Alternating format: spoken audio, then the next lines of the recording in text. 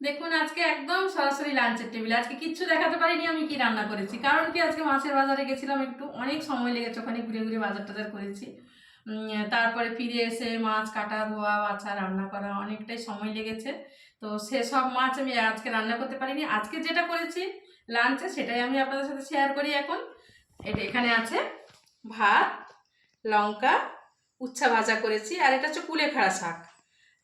এটাতে হিমোগ্লোবিনের জন্য এটা আমার টেবিলে মোটামুটি থাকেই প্রায়ই, কখনো কখনো মিস হয়ে যায়। আয়রন, একদম প্রচুর পরিমাণে আয়রন। চিংড়ি মাছ দিয়ে, বেগুন দিয়ে, আলু দিয়ে এটা রান্না করেছি। আর এটা রুই মাছ ছিল, রুই মাছটাকে পেঁয়াজ, টমেটো, ধনেপাতা দিয়ে একটা ঝাল করেছি মাখা মাখা। আর এখানে আছে পেঁপে দিয়ে মুসুরির ডাল, আর মানে গোটা জিরে আর শুকনো লঙ্কা ফোড়ন দিয়েছি এটাতে।